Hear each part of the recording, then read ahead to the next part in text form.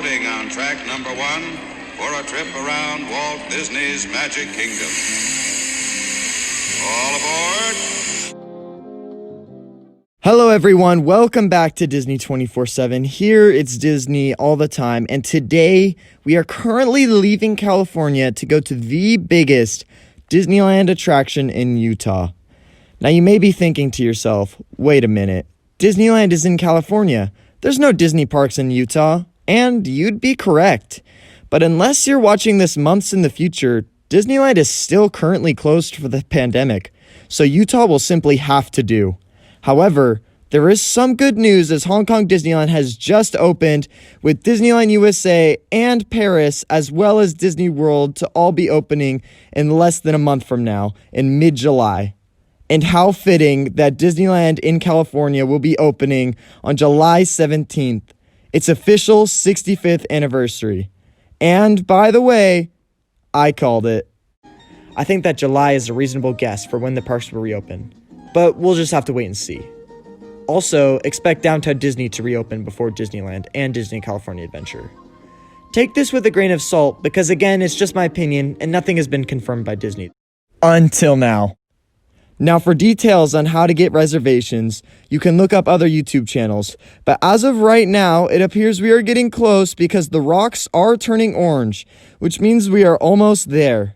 You probably already know by the title of the video, but today we are visiting Bryce Canyon in Utah, the direct inspiration for the very first Big Thunder Mountain Railroad at my home park in Disneyland, California. All right, we have just arrived, and the plan is to walk from where we're parked right here at Sunrise Point over to Sunset Point, where we'll begin our descent into the actual canyon. Now, obviously, this video is going to be a little different to videos I've done before on the channel, as it'll be more of a vlog type of video, so we'll just see how it goes. Also, I'm here with some family friends today, so that's who we'll be exploring Bryce Canyon with. And keep in mind, some of the audio may be a little bit hard to hear as it does get windy at times, but I'll do my best. That being said, we've made it to the edge of the canyon, and wow, what a view. Just look at that. Now, that's not something you see every day. Alright, a quick family photo later, and let's make our way over to Sunset Point so we can begin our actual hike into nature's wonderland. As we get closer, you'll start to see the resemblance to Big Thunder Mountain, as we can start to see more and more of those spires. Now, these spires are actually called hoodoos. I know, kind of a funny name, but that one right there, down there, is arguably the most famous of them all. That hoodoo, yep, that one right there, is famous for its odd shape, resembling the weapon of a Norse god. Can you see it? How about now? Look familiar? That's because this hoodoo is Thor's hammer. While there is a trail that leads right beside it so you can get super close, the trail we'll be taking, I believe, is 10 times better. So we'll just have to admire Thor's hammer from afar. I'll talk more on how Bryce Canyon is specifically related to Big Thunder later, but for now, we've made it to Sunset Point and we can begin our journey down into the real Thunder Mountain.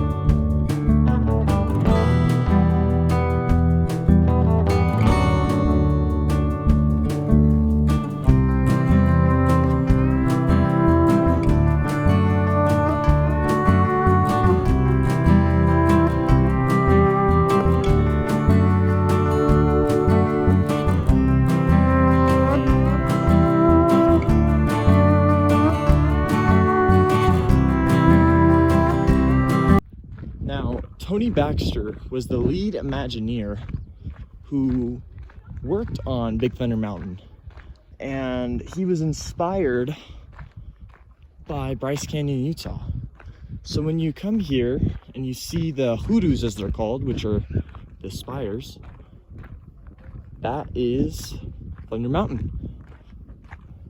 And while there's no roller coaster, it's also significantly cheaper. So we just made our way down from Wall Street, and we saw Thor's hammer from above.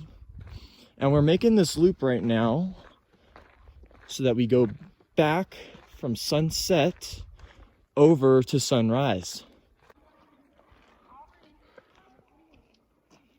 The only thing really missing is a high-speed roller coaster.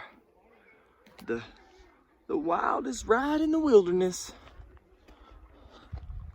Nice thing about this though is it did cost money to get in. However, it was about 35 bucks a car. So if you have a car with about 8 people in it, it's roughly like $4 a person. So not bad when you consider it to Disneyland.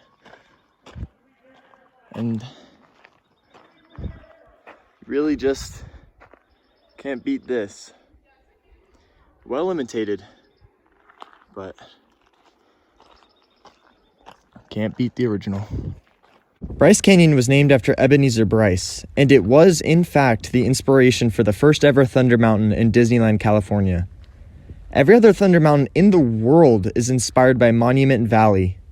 Now, I may be a little biased because, again, Disneyland is my home park, but I prefer the aesthetic of Bryce Canyon Thunder Mountain to the Monument Valley ones, which can be found at Disney World, Tokyo Disneyland, and Disneyland Paris. To me, I think the Disneyland one is a much better recreation of the source, as Monument Valley is a lot more wide and massive than the way the other Thunder Mountains make it seem, with their tall and skinny spires. If you're unaware of the history of Thunder Mountain, it actually replaced the mine train through Nature's Wonderland, which was basically a slow train ride through different parts of the wilderness, which began and ended at the tiny town of Rainbow Ridge. Remember that for later. When Tony Baxter was developing ideas for Thunder Mountain, he wanted to honor Nature's Wonderland as much as possible. So he kept Rainbow Ridge at the loading station, and there's truly no better place to honor Nature's Wonderland than Nature's Wonderland itself at Bryce Canyon. So remember that town I told you would be important earlier? That's right, Rainbow Ridge. That's where the mine train through Nature's Wonderland began and ended. Well, this right here is Rainbow Ridge in Bryce Canyon, and I'm out of breath, but doesn't mean it's not breathtaking, because man, is it breathtaking. If you're ever visiting Utah, another national park that's about 2 hours from Bryce Canyon is Zion. Zion was beautiful as well, but if you're planning on visiting anytime soon, you'll need to get there super early, or you'll have a long ways to walk from where you park. Currently in Bryce Canyon, the weather is 70 degrees Fahrenheit, give or take, but it feels about 78. Honestly, that's not too bad though. Well, after going down Wall Street, hiking through the Queen's Garden, and now coming back up to Sunrise Point, I'd say we've had quite an adventure. We're almost at the top, and then we'll be heading home. Grab some food. Almost there. Well, guys, we made it. Conquered Thunder Mountain. But before we go, one last look. All right, I'm hungry. Let's go. If you guys didn't know, my first video, which I talk about the People Mover and how it could come back at Disneyland, I'll put the link up in the corner. But back then, my channel used to be called The Disney Closet. And the idea was that I would have this like safe little room like to be able to record videos and stuff. That was Disney, of course. However, it limited me, so I couldn't do amazing stuff like this. So that's essentially why I changed the name to Disney 24/7.